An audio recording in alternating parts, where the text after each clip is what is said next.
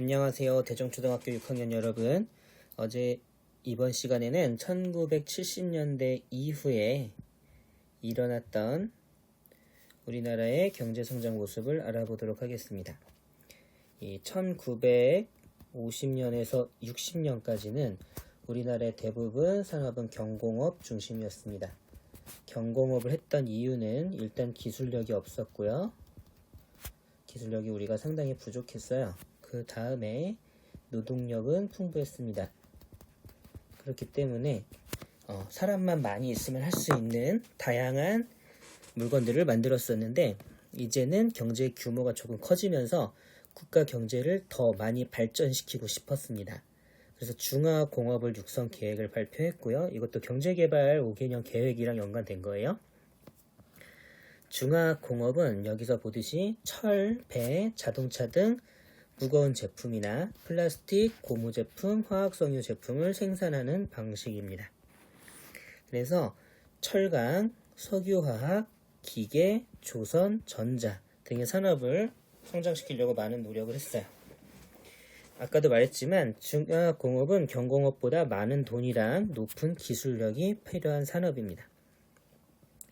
이에 정부는 높은 기술력을 갖추려고 교육시설과 연구소 등을 설립했고, 기업에 돈을 빌려줘서 각종 산업에 적극적으로 참여할 수 있도록 지원했습니다. 이 당시에 상당히 유명한 일화들이 좀 있는데요. 현대 있죠, 현대. 현대에서 배를 만들려고 현대 조선사를 세웠어요. 근데 이 조선은 배를 만드는 작업은 돈이 엄청나게 많이 들어갑니다. 이 배 만드는데 설계도만 해도 엄청 비싸요. 막 비싼 설계도는 몇 억짜리도 있어요. 그런데 어떤 일이 있었냐면, 처음 조선소를 만들려고 했는데, 이 조선소를 만드는 방법은 어떻게 만드냐면, 공장을 세운 다음에 이 공장에서 배를 만들어요. 이 배는 엄청 큰 배입니다. 만든 다음에 이 배를 나중에 바다로 띄워요. 그래서 육지에서 먼저 만들어서 바퀴를 밑에 바퀴 같은 걸 대서 굴려서 바다로 내서 배를 띄우는 겁니다.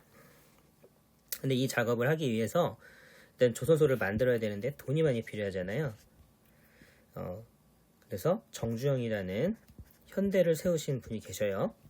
이 분이 조선소를 세우기 위해서 영국 은행에 돈을 빌리러 갔대요.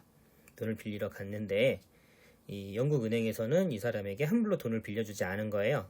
그래서 정주영 이분이 어떻게 얘기했냐면, 지금 여러분들 500원 있잖아요. 옛날에 500원이 지폐였어요. 아주 옛날이에요. 지폐였는데 이 500원에는 거북선이 있습니다.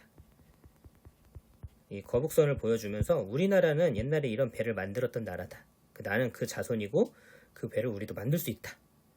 그러니까 돈을 빌려달라라고 해서 돈을 빌렸다는 일화가 있습니다. 이게 진짜라고 보긴 좀 어렵지만, 하여튼 그 당시에 돈을 빌리기 위해서 우리는 많은 노력을 했고요. 이런 것도 세웠어요. 한국과학기술연구소. 여기서 과학기술을 개발해서 기업이나 이런 데다가 갖다 주는 거예요. 자, 그래서 우리나라의 산업이 급격하게 성장하면서 제품을 만드는데 많은 재료가 필요했습니다. 그런데 우리나라는 자원이 풍부한 나라가 아니었어요. 그래서 필요한 재료는 대부분 다른 나라에서 수입을 해왔어야 됐고요. 이를 개선하고 싶어서 정부는 중화공업 중에서도 철강산업이랑 석유화학산업을 빠르게 발전시켰습니다. 철강산업은 철광석이라는 돌에서 이 돌을 녹여요. 녹여서 여기서 쇠를 꺼내는 거예요.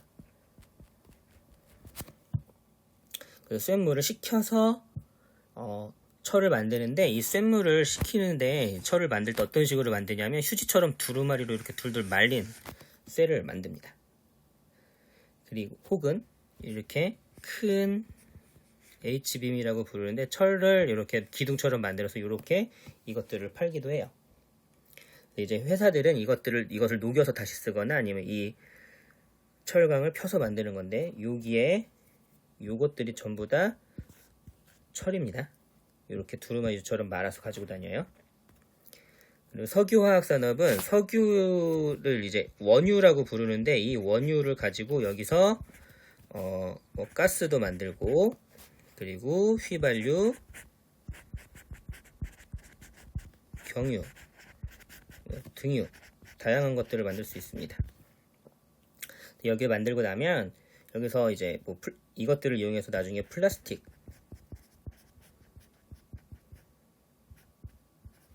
고무 이런 것들도 만들 수 있는데요. 그래서 정부의 지원으로 철강, 석유화 기업들은 철, 합성 섬유, 합성 고무, 플라스틱 등 다양한 재료를 개발하고 성장했습니다. 그래서 1970년대 기업들은 현대화된 대형 조선소를 건설해서 세계 시장에 진출했고요. 1973년에는 세계 최초로 해외에서 주문을 받아서 대형 선박을 만들기 시작했습니다. 이후에는 기술력을 인정받으면서 조선산업은 우리나라의 수출을 이끄는 산업으로 성장했었고, 한때는 2000년대 초반 막 이때는 우리나라가 전 세계 1위 조선 국가였어요. 그러니까 이 얘기 무슨 얘기냐면 다른 나라들이 우리나라한테 배를 만들어 달라고 막 하기도 했었어요. 자동차 산업은 1980년대에 본격적으로 세계 시장에 제품을 수출하면서 크게 성장했고요. 특히 자동차 산업은 지금 전 세계에서 자동차를 만들 수 있는 나라들은 많지 않아요. 그리고 우리나라는 현대 그리고 기아 이런 회사들이 우리나라 회사고, 사실은 여기에 뭐 쌍용도 있었고 그리고 대우라는 회사도 있었는데 대우라는 회사는 지금 쉐보레로 넘어갔고요. 이 쌍용도 현재는 다른 나라가 주인입니다. 기계산업, 전자산업도 크게 발전해 정밀기계, 기계부품, 텔레비전이 주요 수출품으로 자리 잡았고, 이것 덕분에 현재도 우리나라는 텔레비전은 엄청 잘 만드는 나라죠. 그리고 우리나라의 산업구조가 경공업에서 중화공업 중심으로 바뀌면서 세계에서 우선 제품을 생산할 수 있었습니다. 그래서 현재는 우리나라에서 되게 우수한 상품들은 뭐 핸드폰, TV, 뭐 냉장고,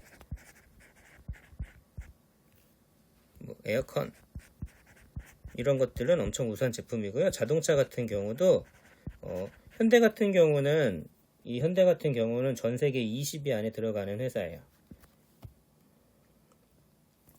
그래서 수출액이랑 국민소득이 증가하면서 사람들의 생활 수준은 크게 향상이 됐고요. 이 컬러 텔레비전도 옛날에 이거 엄청 큰 텔레비전이었는데 얘는 요즘 텔레비전 두께가 이 정도 된다고 치면 옛날에는 이만했어요. 크기도 크게 만들 수 없었는데 하여튼 텔레비전을 만들기 시작했고요. 연도별로 경공업과 중화수출 비중. 처음에는 중화공업 엄청 1970년대 적었는데 점점 중화공업의 비중이 늘어났습니다. 이 비중이 늘어난다는 얘기는 뭐라고 생각하면 되냐면 요거랑 연관해서 생각하면 되는데요. 연도별 수출액이 점점점 이런 식으로 늘어나요. 중화공업의 비중이 늘면 늘수록 우리가 이익을 많이 얻을 수 있는 거예요.